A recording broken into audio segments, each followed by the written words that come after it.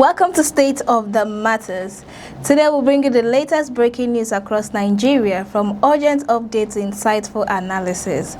We'll guide you through the stories that matters. Now let's get started. Back to court. El-Rufai suit gets fresh hearing order. Peter Obi declares himself most qualified. Insurgency.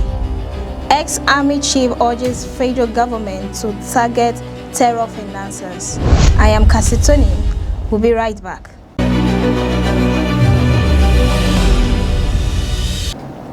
Joining us now is King Ojalo. Good to have you, Ojalo. Thank you for having me again, Casitoni, on this segment. Thank you so much. All right, back to El-Rufai's case. Prior to this time, he's been in the custody of ICPC since February 2026, and he's been back and forth. Now the court has actually ordered for a fresh hearing to reopen his file.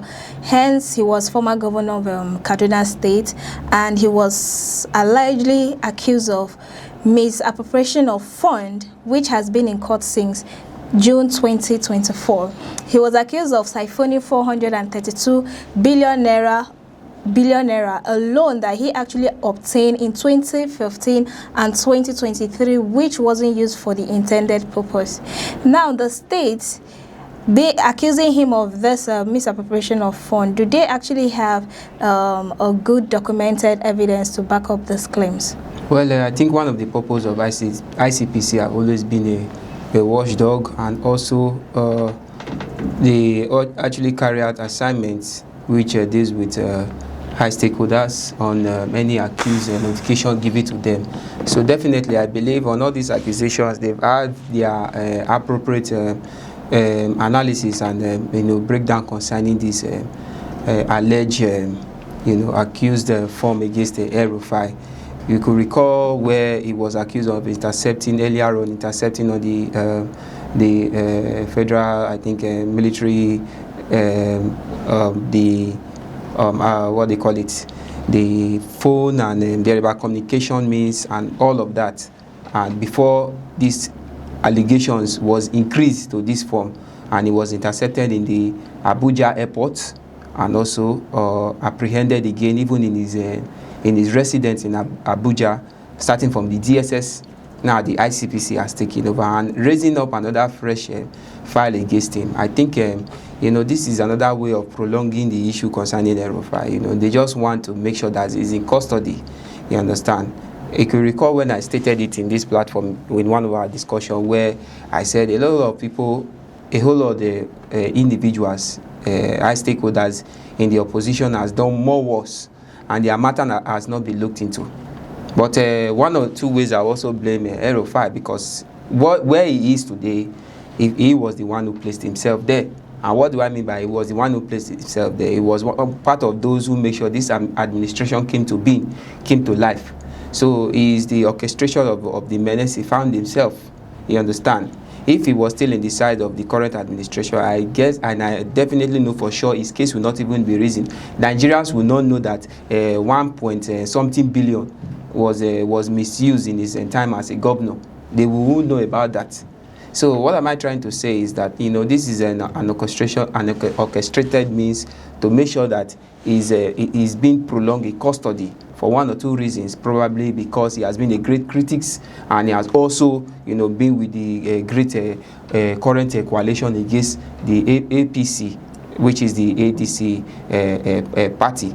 So all these allegations are just form of making sure that he's been given thorough consequences that he might more or less not be able to escape.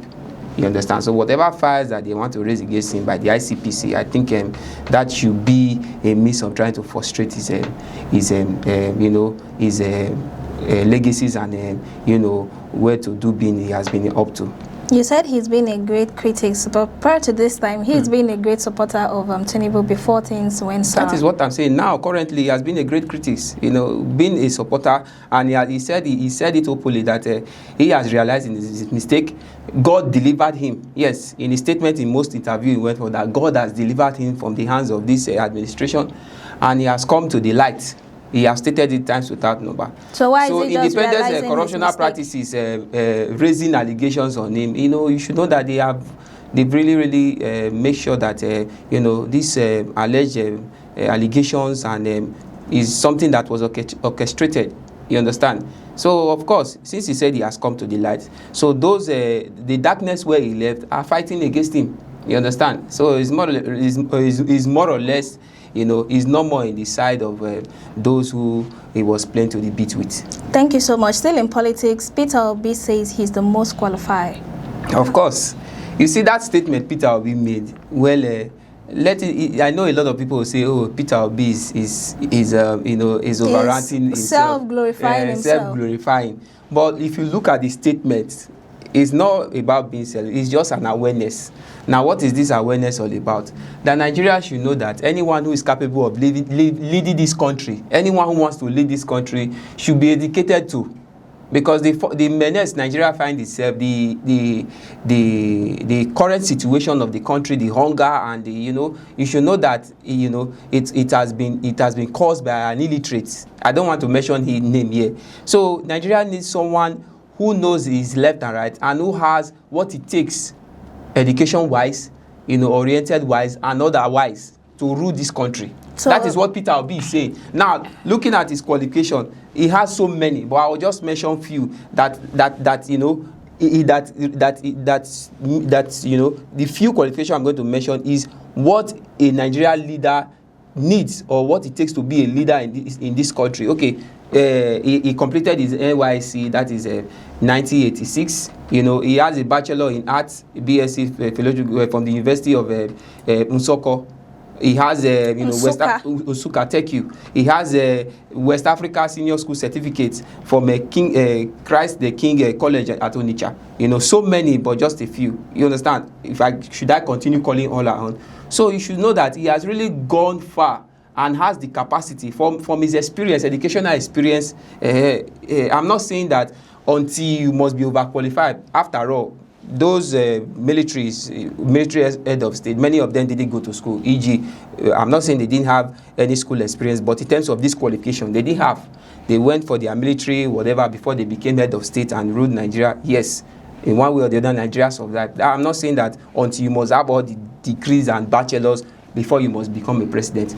But from what Peter Obi is saying here is that he has what it takes. And anybody who wants to rule this country must be fully educationally oriented. That is what he's saying because of the current situation.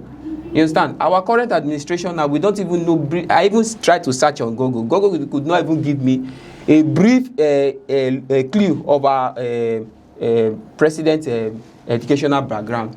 So it looks as if Nigeria is more or less lost. So that's what the ADC chieftain is saying here. So aside him being the most qualified, we already have Amechi in the ADC, and he's constantly saying that they do not want him to contest, and they do not want to give him he's not sure if the presidential ticket is going to be given to him. And he went further to say that different states have been telling him not to come to their state to campaign, and so on and so forth, rather than him going back and forth. Because I'm seeing him like he's crying like a baby. Rather than him crying like a baby, why can't he just move to the next available party or do something else, rather than staying in a particular party, knowing fully well that he's not sure of getting presidential ticket in that party, so that it will not be too late for him? Well, I think Peter Obi wants to go through the proper criteria, and also he wants to go through the proper method in order to, he just has to be sure.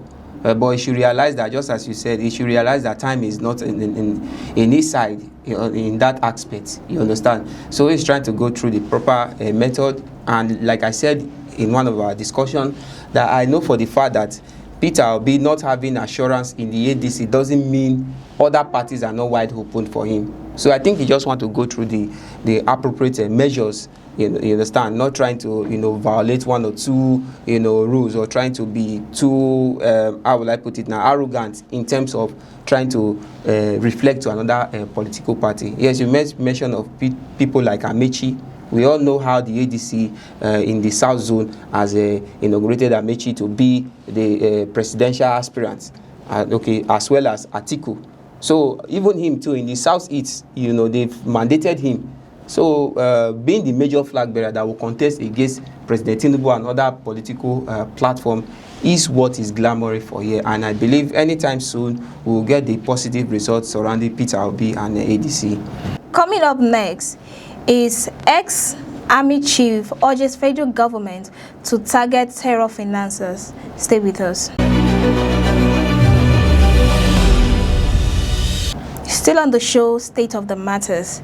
The ex-army chief has come out to urge the federal government that handling or tackling insecurity is not only for the military alone, that the state government, the federal government should also step in, because they know the people who are orchestrating all of these insurgencies, and they do not want to mention names or even probe them. That is the major problem here, and that is why Nigeria will never get away with the case of insurgencies unraveling the country. You know, those who are sponsoring bandits. Just imagine, you know, sometimes I try to criticize this high stakeholders and high-profile personnel. You know, it looks as if, you know, I'm too ignorant towards them. No. You see, people just come out, and before you talk to public, you understand, before you speak in public affairs, you should know that millions of people, of educated, learned people, are listening to your statement. You are saying that, yes, we all know that security is a collective responsibility of everybody, be it both the police force and also civilians. It is also your right to be security conscious and also give information to those who are in authorities. But in terms of knowing those sponsoring bandits, and the government has failed, or high stakeholders has failed to address them or bring them to book or arrest them, then it shows that the government or people like Boratwa, or what they call himself, is still among those, you know, causing the insecurity increasing in Nigeria. That is what I'm saying. How can you have full information about those who are behind insecurity in Nigeria, who are sponsoring insecurity rather, and you are failing to expose them? Okay, not even exposing them, make sure they are being apprehended and put to book. That is what we are saying. When President Donald Trump went to Venezuela to capture the Venezuela president, a lot of people were against President Trump, even his Senate, even in his own cabinet. People were against him. But it turned out to be that this so-called president has been sponsoring drug sales in that Caribbean area of South America or North America, thereabouts. You understand? A whole president. And he went ahead, since the people could not apprehend him, then he went ahead as one of the world powerful presidents to make sure he's been apprehended. Then we are talking about people who are sponsoring banditry in our own midst, as little as Nigeria is. Then those who have what it takes to apprehend them and put them to book or capture them and give them the actual punishment are saying they know, but they don't just want to. It's uncalled for. You said the ex-army chief knows the people behind this. Do you have full full evidence to back up this claim? Because he's saying that the federal government knows the people. Then if the federal, how does he know that the federal government knows? To show you that he too knows. Because he stated that the federal government are always giving freedom to repentant bandits. Of course, that is why we are having killed generals and ambush militaries who are always going to the front line, and that is even the result. So if the federal government knows, and the ex-army chief knows that the federal government knows, it shows that these people in this group, in this forum, knows about how and where insurgency is increasing from in this country. So what's your advice to them? My advice is very simple. It's very simple. I don't think they need much advice. They know the source of this menace happening in the country. They know the origination. They know who that is making the increase of insecurity unraveling in Nigeria, is to make sure that they are brought to book. And I believe when the foundation of insecurity is captured in Nigeria, is dealt with in this country, this so-called killings happening in this country, most especially the northeast and the north central and the north region of Nigeria, will come to an end. If the foundation is faulty, or if the foundation is destroyed, definitely the whole body will be scattered. because those people will not have what it takes to continue carrying out. It's because they have strong backings. Let's be honest. They are not taking those missions on their own. Never. Those sophisticated weapons, seeing them with, name all kind of things, the funds, the money they go to count in the forest. It is being given to them by someone. But apart from the ransom, yes, I know, yes, they collect ransom. But apart from that, the weapon, what about the weapons? What about them having details on the kind of barracks they attack and, you know, all these kind of things? Definitely. You said they have the funds, but the federal government, when Tinubu came into power, he actually asked the financial institution to freeze their accounts. Okay. Has it been freezed so far? Even if it has been freezed, are you trying to say that those bandits don't have another means of getting their own force? Okay, what about whereby the federal government sending state governors and officials to go and negotiate with bandits, paying some huge amount of money so that some hostages will be released? What are we talking about? So these people should do what it takes to stop this. They have what it takes. If Nigerian federal government want to stop this bandit from their constant operation in this country, immediately, I bet you, Cassie, they will do it. But it's unfortunate that our federal government do not want to take that step. I see that you're really angry. Honestly, it's what being angry is worth it. It's worth it. All right, that's it for today's edition of State of the Matters. Many thanks, Ojalo, for your analysis. Thank you, Cassie, for having me once again. Thank you so much. And to you, our viewers, for tuning in. I am Cassie Tony, reminding you to stay informed and stay ahead. Do well to join us next time for more breaking news across Nigeria. A beautiful weekend to you.